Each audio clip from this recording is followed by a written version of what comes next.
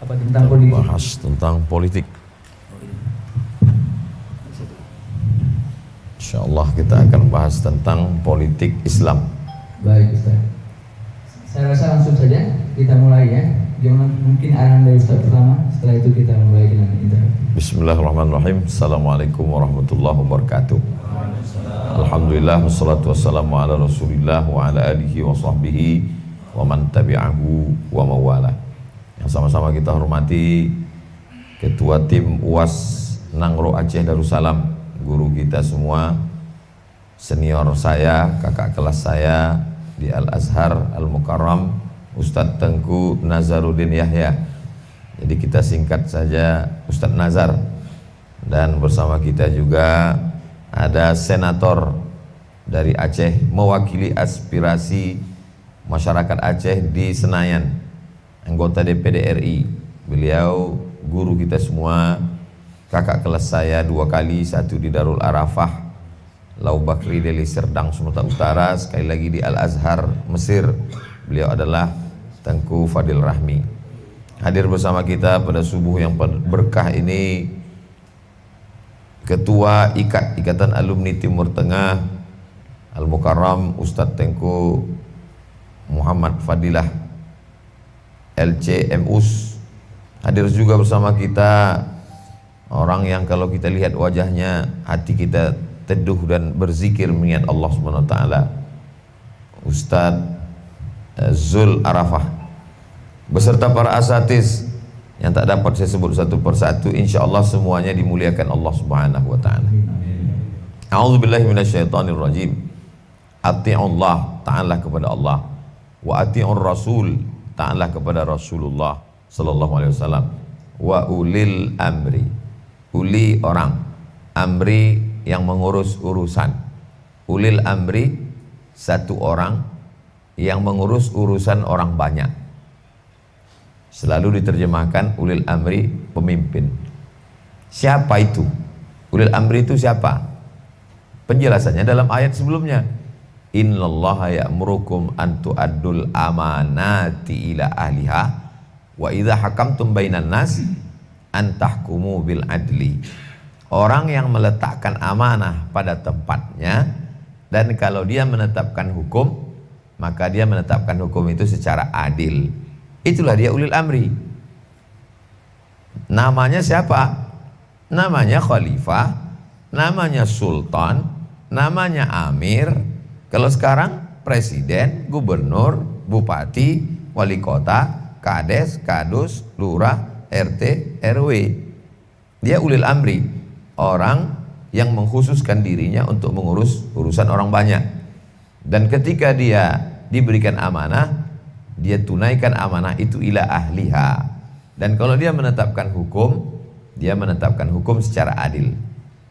Itu ayat Al-Quran. Hadisnya, idza kana salasatun fi safarin, kalau ada 3 orang musafir dalam perjalanan, saya Tengku Fadil Rahmi, Ustadz Nazar, salasatun, 3 orang fi safarin, musafir perjalanan dari Aceh, Banda Aceh menuju Molabuh. Falyu'ammiru ahadahum, hendaklah mereka bertiga ini bermusyawarah mengangkat satu pemimpin, amir. Karena kalau tidak ada pemimpinnya kacau nih. Nanti kita berhenti di mana, makan mie-nya di mana, makan guritanya di mana. Maka hendaklah kita mengangkat satu pemimpin. Setelah kita bermusyawarah, akhirnya kita angkatlah pemimpin kita Tengku Fadil Rahmi. Kalau sudah kita angkat dia jadi pemimpin, kita serahkan sama dia. Mau ngisi bensinnya di mana, nanti sholatnya di mana, makannya di mana, istirahatnya di mana, serahkan. Kalau sudah kita angkat jadi orang pemimpin, maka jangan seperti kata pepatah, diletakkan di depan menyipak, diletakkan di belakang menanduk. Kalau sudah kita angkat dia di depan, kita ikut aja dia. Ju'ilal imamu liyutamma bihi. Imam itu diangkat untuk diikuti. Jangan ketika diletakkan di belakang menanduk ke depan, ketika diletakkan di depan menanduk ke belakang. Kalau bahasa lainnya, bodoh tak terajar, pintar tak terikut. Kita ini 2 gendang ya. Kalau kita pintar, maju ke depan, kita diikut orang. Kalau kita bodoh, jahil, kita di belakang ngikut orang. Jadi kalau saya dalam perjalanan, saya termasuk orang yang tak mau ribet. Saya maunya jadi makmum aja enak. Bergerak mobil, tidur saya. Berhenti isi bensin, berhenti makan. Jangan kita ketika disuruh di belakang tak mau mengikut, disuruh depan tidak bisa. Nah, ini orang seperti ini Idul Adha tentu manusia tak bisa demikian. Nah, Nabi Muhammad SAW mengambil posisi itu. Ketika sudah pindah ke kota Al-Madinah Al-Munawwarah, maka berkumpullah sahabat dari kota Makkah Al-Mukarramah, Al-Muhajirun, sahabat yang menunggu di Madinah dari suku Aus dan Khazraj, Al-Ansar, ditambah dengan orang Yahudi Bani Nadir, Bani Quraizah, Bani Qainuqa, Yahudi Khaybar. Bersepakat mereka semuanya mengangkat kepemimpinan di kota Al-Madinah Al-Munawwarah, dan pemimpinnya adalah Sayyidina wa Maulana Muhammad sallallahu alaihi wasallam. Sayyidina artinya pemimpin kita. Qumu li sayyidikum, berdirilah kamu menyambut pemimpin kamu. Dia sendiri yang mengatakan dia pemimpin. Ana sayyidu waladi Adam, aku ini pemimpinnya anak cucu keturunan Adam. Maka kita sebut dia Sayyidina. Maulana artinya pemimpin kita. Dia sendiri yang menyebut diri dia pemimpin. Man kuntu maulahu fa'ali maulahu. Siapa yang mengangkat aku menjadi pemimpinnya, maka Sayyidina Ali adalah pemimpinnya. Jadi maka kita sebut dia Sayyidina wa Maulana Muhammad sallallahu alaihi wasallam. Bagaimana mau menetapkan hukum az-zaniyat waz-zani fajlidu kulla wahidin minhuma mi'ata jaldah. Kalau ada laki-laki pezina, perempuan pezina belum menikah, maka cambuklah mereka 100 kali cambuk. Itu hukum tidak bisa ditegakkan kalau tidak ada ulil amri. Asy-syaikhu wasy-syaikhatu idza zanaya farjumuhumal battah. Laki-laki pezina, perempuan pezina sudah menikah, kalau berzina rajamlah dia sampai mati. Bagaimana mau mentatbikkan, menerapkan hukum itu kalau tidak ada ulil amrinya? Lalu siapa yang bertanggung jawab melaksanakan hukum itu? Ulil amri. Dalam konteks Madinah siapa? Nabi Muhammad SAW. Maka datanglah perempuan dari Juhainah. Aku berzina ya Rasulullah. Kata Nabi, lahirkan dulu anakmu. Pulang dia ke kampung, dilahirkannya anaknya. Setelah anaknya lahir, dia datang lagi. Laksanakan hukum itu kepadaku ya Rasulullah. Kata Nabi, susukan dulu anakmu, karena ada hak menyusukan anak 2 tahun. Setelah menyusukan anak, dia datang lagi. Kata Nabi, tanam dia setengah badannya, lempar batu sampai mati. Itu bisa dilaksanakan kalau ada ulil amri. Berapa lama Nabi menjadi pemimpin di kota Al-Madinah Al-Munawwarah? Sampai pulang haji wada. Lalu kemudian meninggallah dia hari Senin 12 Rabiul Awal.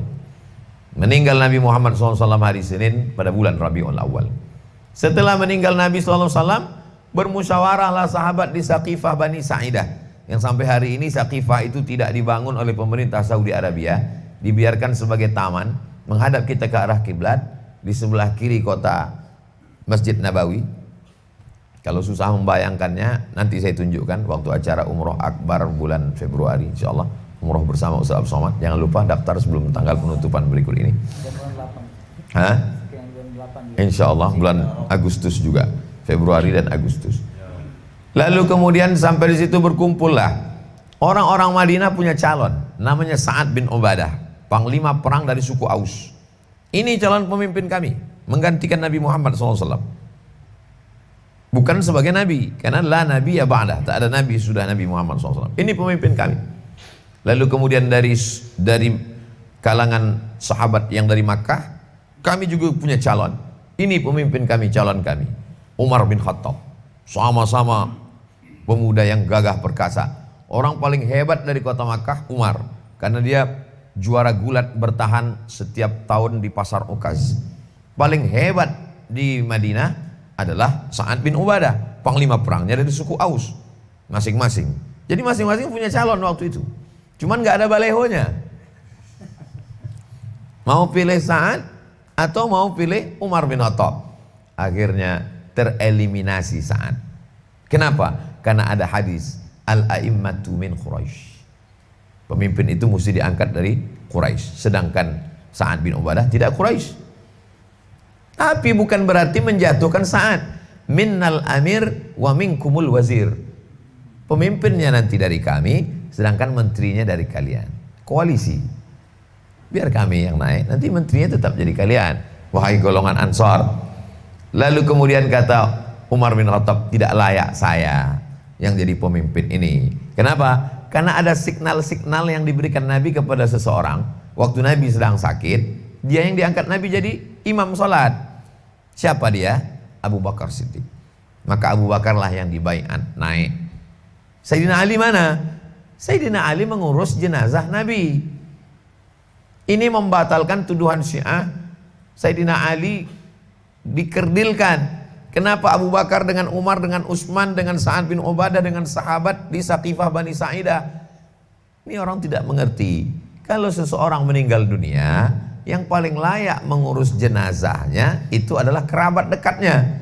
Maka yang mengurus jenazah Nabi Muhammad SAW adalah Sayyidina Al-Hasan, Sayyidina Al-Husain, Sayyidina Abbas bin Abdul Muttalib, Sayyidina Abdullah bin Abbas, Sayyidina Fadl bin Abbas, Sayyidina Ali, menantu, sepupu, paman, cucu. Itulah yang paling layak. Lalu kemudian sudah diputuskan, Sayyidina Ali tetap membaiat ala sam'i wa ta'ah. Saya membaiat kamu wahai Sayyidina Abu Bakar Siddiq untuk menjadi pemimpin, mengatur kepemimpinan kota Al-Madinah Al-Munawwarah beserta masyarakat kaum muslimin yang ada dari kalangan muhajirin dan ansar. Makanya kata Nabi SAW, alaikum bisunnati, ikutilah sunnahku, wa sunnatil khulafa'ir rasyidin, dan sunnah khulafa'ir rasyidin al-mahdiyin yang mendapat hidayah mim ba'di, sesudah aku mati nanti. Tapi Nabi tak ada sebutkan namanya. Nanti akan ada penggantiku, maka kamu ikut mereka itu. Abdu 'alaiha bin nawajidh, gigitlah pakai gigi geram, berpegang teguhlah kamu dengan mereka ini. Sampai akhirnya khilafatun nubuwah arba'una sanah. Insyaallah kepemimpinan ini kata Nabi 40 tahun.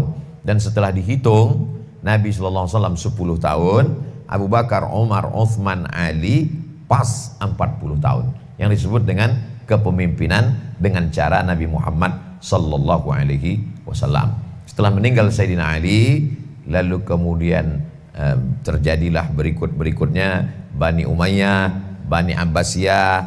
Akhirnya tumbang Bani Abbasiyah karena serangan dari Tatar, Mongol.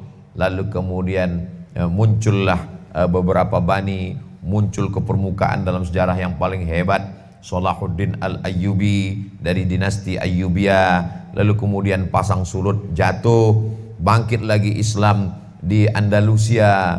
Ketika Islam jatuh 700 tahun berkuasa di Andalusia, tumbang Andalusia di belah barat, muncul di belahan timur. Itulah dia Muhammad Al-Fatih, 500 tahun lamanya. Lalu kemudian muncul pula di kawasan Nusantara, sultan yang pertama bersyahadat memimpin ini Nusantara yang bersebut dengan Al-Malikus Saleh, Malikul Saleh, yang tertulis di batu nisannya 1297. Kita sama-sama ziarah waktu itu bersama Tengku Fadil Rahmi. Kalau tak percaya bisa tulis di Google UAS Malikul Saleh, enter, nampak kita sedang berada di batu nisan sultan. Artinya apa? Nusantara ini dipimpin oleh seorang sultan ulil amri yang menerapkan syariat Islam, hukum-hukum Islam, sampai pada akhirnya muncullah Kesultanan Aceh di atas Sumatera, turun ke bawah Kesultanan Langkat yang sekarang menjadi Kabupaten Langkat Tanjung Pura, turun ke bawah Kesultanan Delhi yang sekarang menjadi ibu kota Medan Sumatera Utara, turun ke bawah Kesultanan Serdang yang sekarang menjadi Kabupaten Serge Serdang Bedage, turun ke bawah Kesultanan Siak yang menjadi Provinsi Riau Siak Sri Indrapura, turun ke bawah di atas Siak Kesultanan Asahan, ibu kotanya Tanjung Balai Kabupaten Asahan, turun ke bawah Kesultanan Siak, turun ke bawah Kesultanan Pelalawan yang sekarang jadi Kabupaten Pelalawan, turun ke bawah Kesultanan Indragiri yang sekarang pecah menjadi 2 kabupaten, Indragiri Hulu dan Indragiri Hilir, turun ke bawah Kesultanan